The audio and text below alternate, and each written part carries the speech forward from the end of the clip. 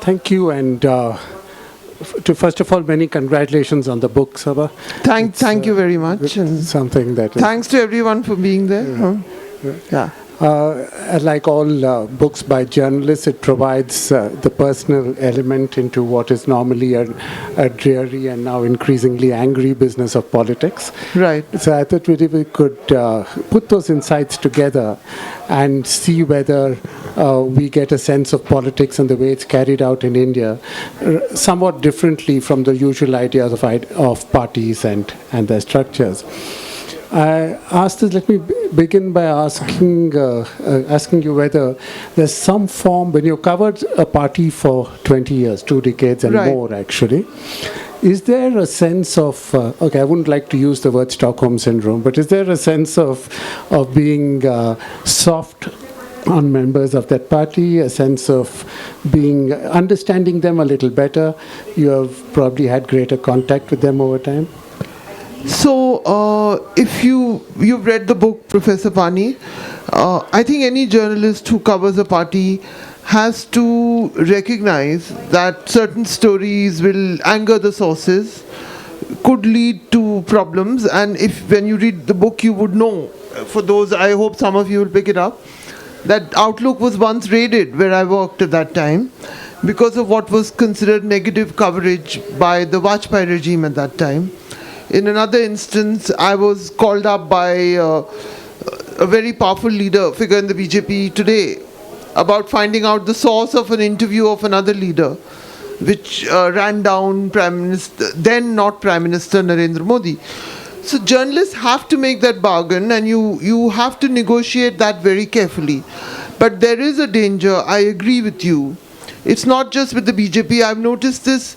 So what happens in the capital city of Delhi is that you have in the political bureaus, which are considered the most significant bureaus, you have reporters allotted to the Congress, to the BJP. There was a time when some used to cover left parties.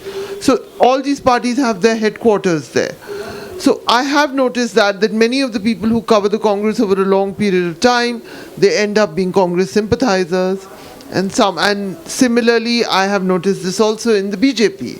So it does happen, but the people who walk out with the credibility are those who are able to do the coverage, fight your battles, choose your battles, and stay out of politics eventually. I think that's important. There is a danger. I agree with you. I asked that really because there are parts of the book where, no doubt, like your handling of Pramod Mahajan, for instance, is extremely gentle and very sympathetic as opposed to some of the other elements. Of course, some of it, I think, comes from the tragic end he met, and it's difficult to be harsh on somebody who's killed by his younger brother. But even before that, the stories you build up around his role in the party, etc., give a sense of a man who's multifaceted, and at the same time, I wouldn't say your understanding of it, you go out of the way to reach out to a person whose ideology you clearly don't agree with. So I don't agree with anybody's ideology in the BJP, but I would say this, that I have continued to have warm relations with certain people in the BJP. I think for the sake of the audience, I'd say there is an old BJP and there is a new BJP. The time that I actively covered day to day was during the Vajpayee era. So they were very anxious to reach out to new people, to talk to all of us. They were highly accessible. And they belong to still the old world culture of civility and politeness.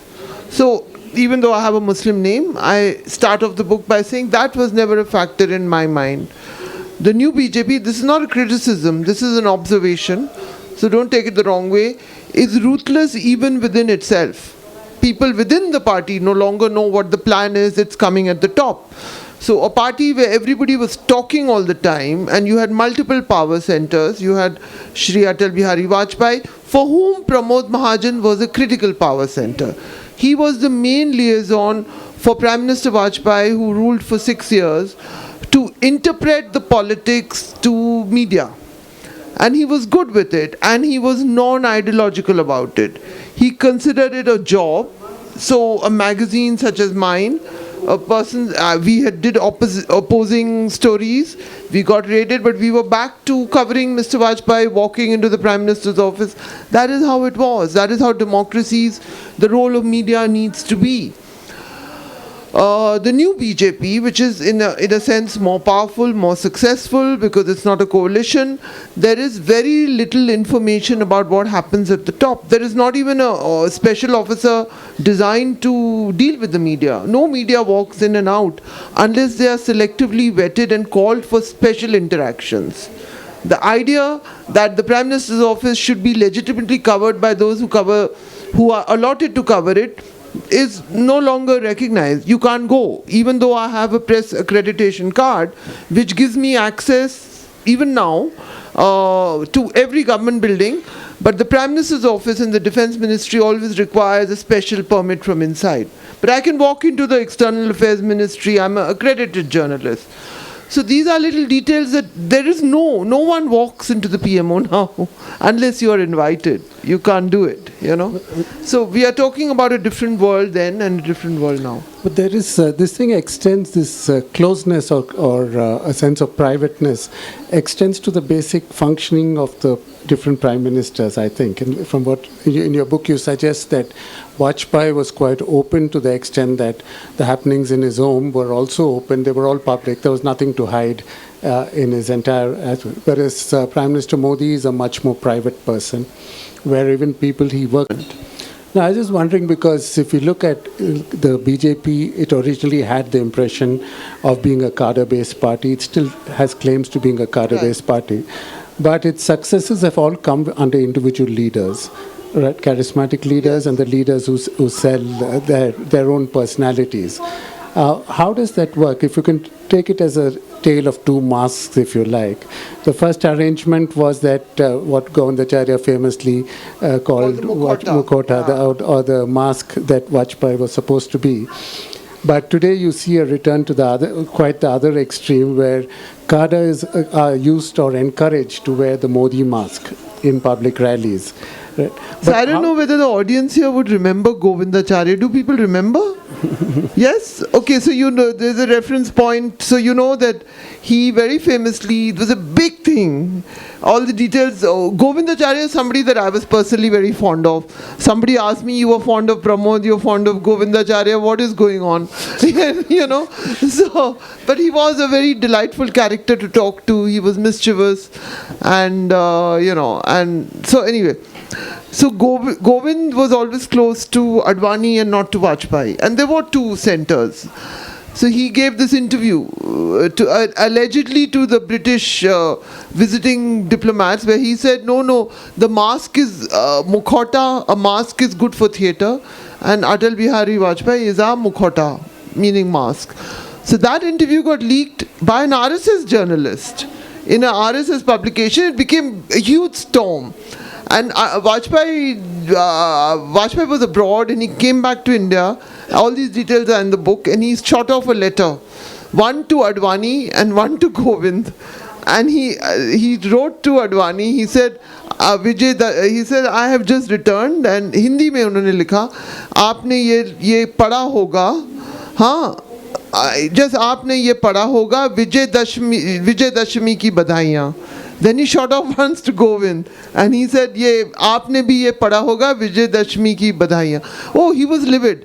Then he went to a RSS function, Vajpayee, RSS book release 2 days later, and he was quite an entertaining character. And he said, "आप लोग मुखौटे को बुलाते हैं, लेकिन आप याद रखिए कि पार्टी नहीं बनाती है लीडर, लोग बनाते हैं leader." So he was saying the RSS can do what on earth it likes. People have voted for me, which he was right. He was more popular than the party. The allies were there because of him. So that was the kind of stuff that used to go on in the BJP. So there were all these delightful characters having their little slugfest and all of this. So yes, was Vajpayee's entire tenure was marked by a constant rift with the RSS. He had to have compromise dinners. He had a principal secretary called Brajesh Mishra who hated the RSS, and the RSS hated him. And Vajpayee was very dependent on Brajesh Mishra to run the PMO.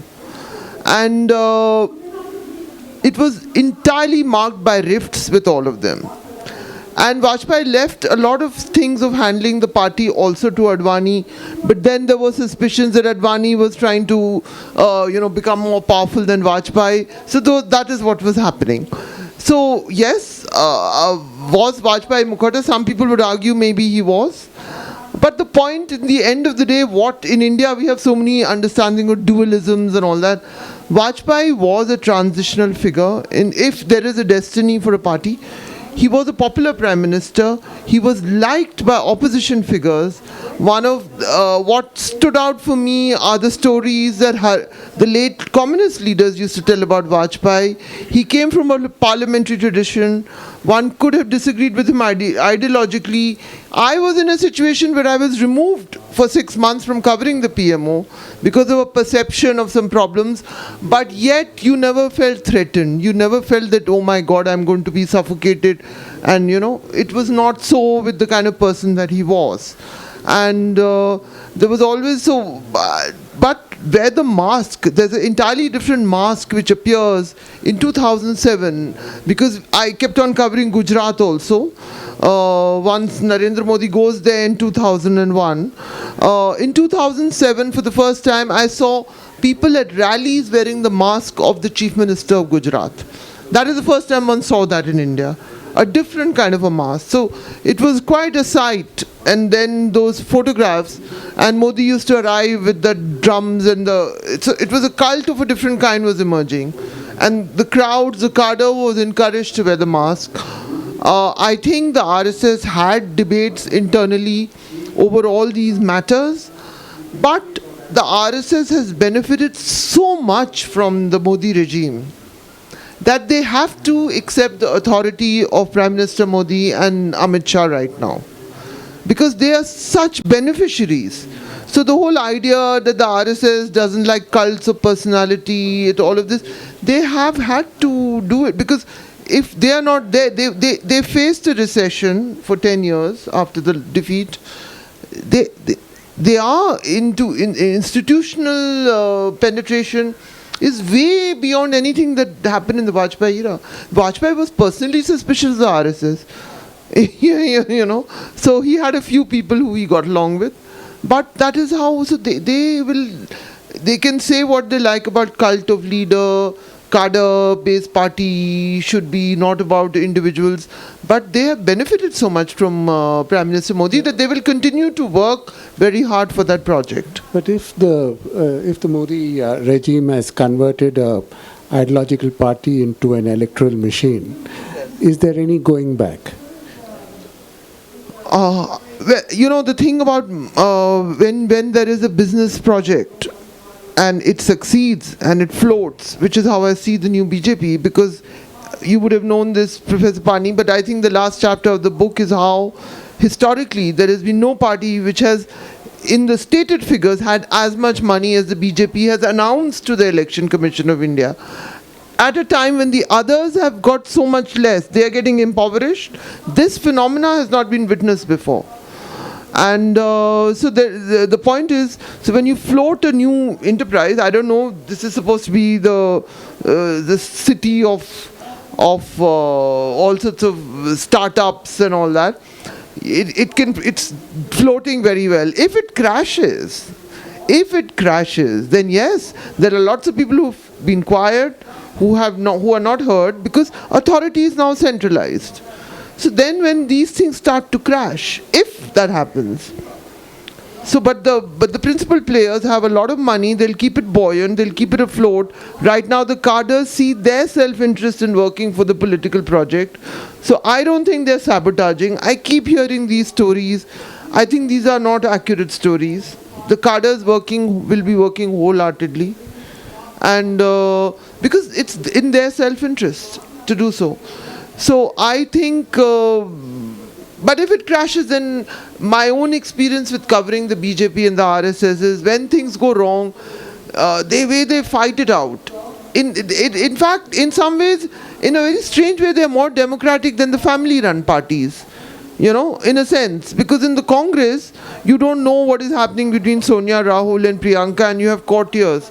When the BJP fights it out, they fight it out. They used to be like that. Now we have a new, the BJP is in a new model of its development, and so. The pressure on the ideology within the BJP comes not just from, I think, the centralizing element, but also a certain insensitivity to ideological innovation. If you go back to what was done to Advani when he tried to modify the ideology, maybe he didn't do it right, he did it in Pakistan, he did it in the context of Jinnah and problems like that.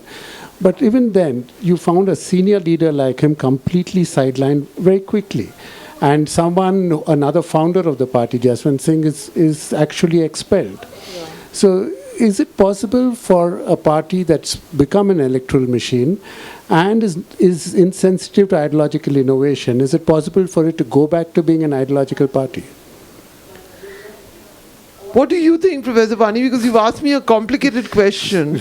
And I think, this is the kind of analysis you would be good at.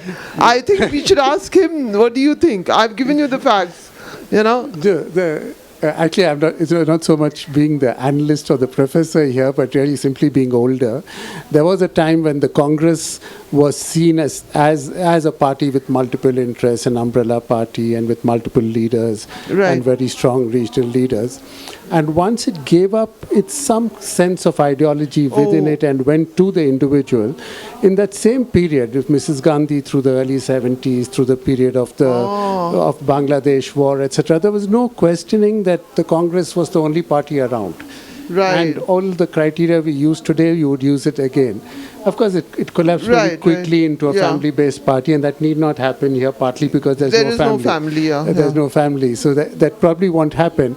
But the idea that going back, when you convert an ideology into an electoral machine, going back to an ideology is not always so easy. I think Professor Pani has made a very interesting point, which is then that means they can't go back to that. We don't know, but it'll be interesting to see what happens. You're right. It's not something you can switch on and switch off. Because you're talking about really millions of cadres who have got used now to seeing themselves just working at election time. And then you go back and say, no, there is a larger sense of Hindutva, etc. Without being willing to make the ideological adjustments, it might appear more difficult. Yes, I think you're right here. The other factor which even I haven't addressed enough is that if you actually study the people who have joined the BJP in its growth trajectory, they're full of people from other parties. They're willing to take anyone in for a helping hand, be it in the Northeast, be it in Goa, be it, They've also been very open to giving prominence to others if they just for the transactional value that it involves sometimes. So they're pretty pragmatic. The Modi Shah lot are pretty pragmatic, I would say, a touch of Gujarati pragmatism. They also understand the transactional nature of politics, and even ideology is used in a transactional manner. It's a funny thing to explain, but if Mr. Shah has made this statement about Sabrimala now, it is probably because he sees. He's gone there, he's given an assessment that 2 seats nikal sakti hain, sir. It's not from, it's that. No, it's a bargain, 2 seats, sir. Possible hai, sir, possible. Huh? It's not out of it's out of the pragmatic outcome that he expects. Similarly, I'll just tell you that I don't know there's been a lot of positioning on we will find Bangladeshi ko har jagah se nikalenge. So I met this gentleman called Himanta Biswa Sarma. He's a very prominent figure who opened the congressman who went over to the BJP, opened the gateways of the Assam and the East to them. He's very bright also. He's a great character to talk to when you talk to him. So I asked him, I said, Himanta, Assam is having its problems, ho raha hai, but what is this? He said, it is all about Bengal. He is seeing 7 seats there. It has got nothing to do with Assam. So I'm just saying, Sabrimala is about, sir, 2 seats. So even ideology is used when they think it will be useful, you know. No, but Sabrimala is interesting because the sense of the ideology there is just identification with Hindus. Though technically, the moment you take on a position saying that the Supreme Court cannot judge on an issue of religious right, you're attacking any concept of a uniform civil code. How do you go back to a uniform civil code after that? Professor Pani, all of this doesn't engage him. All of these ethical debates, and that's the thing about it. We all sit here and we debate. It's about how to win an election. That's it. The thing about that, It's not about putting ideological precedents into place. It's about pragmatism, just getting it done, getting the job done. But the sense of pragmatism is also different. The sense that you talk about Vajpayee, when at a time when the BJP was under pressure to send when his government was under pressure to send Indian troops to Iraq, and there was a strong sentiment within the BJP to do that, but Vajpayee was against it. And the way he handled that was by quite simply sort of provoking the communist parties, to telling them their opposition to it was not strong enough. Are they so weak? And just provoking them. And when they came out with a genuine, stronger opposition to what he had, an excuse to decide not to send the thing. Do you find that kind of dealing with the opposition or managing the opposition happening today? No, not at all. But, however, at the same time, again, I'm saying, look at the pragmatic value of the whole. I will talk to you briefly about the state of Bihar, because there the Mr. Nitish Kumar was seen to have become very weak. But they have done a pragmatic thing because of the social engineering. Bihar has a very small upper caste population. The Bhumihars are dominant, where the BJP has its basis. But you need a OBC leader in Bihar strongly to fight what would be the RJD-led coalition.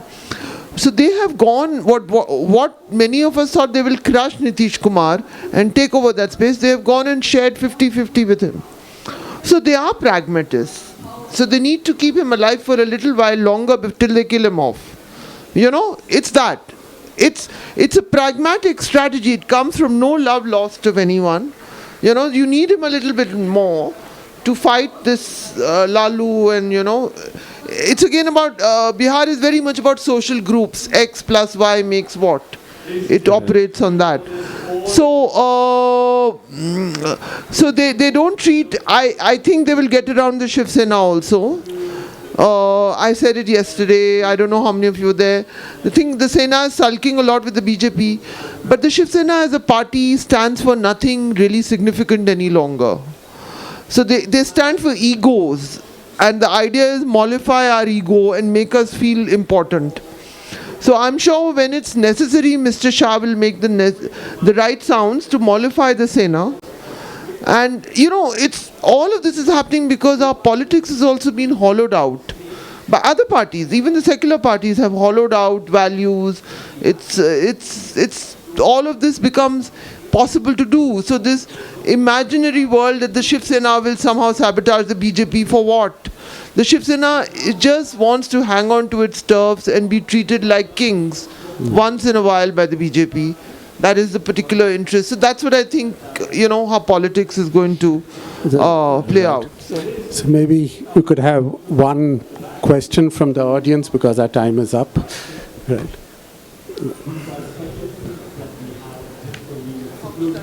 Half an hour. Half an hour. Finish? Ma'am, you say Amit Shah has become very pragmatic in his approach towards politics. Is it because the way media is functioning today, because knowledge is being put out there so often and so frequently and by so many sources, that it's so easy to monitor which way knowledge is flowing and which way people are willing to look? So is it because of that there's pragmatism that is building up in all parties and ideologies are being discarded? You see this even in the West, where Trump has been elected as a president and he didn't really have a set of ideologies that were true to being American, or rather, he was being very pragmatic. So is this a general wave that is going through politics, or do you see this only in the BJP, Amit Shah? Thank you. I think politics, especially when you get into coalitional eras, it requires everyone to be pragmatic. When the basic idea of coalition is compromise, and a pragmatic compromise. So, but what I'm trying to say is that the reason why I reinforce this point about Mr. Shah is look beyond the ideological aspect of it also. It's not just about promoting an ideology, it's promoting it if there is gain in it. That is what I'm saying. It's a pragmatic thing. So, it's not some pure, that is the point I'm making. So, Right. it's, yeah. Okay. Yeah. Thank you. I'm sure.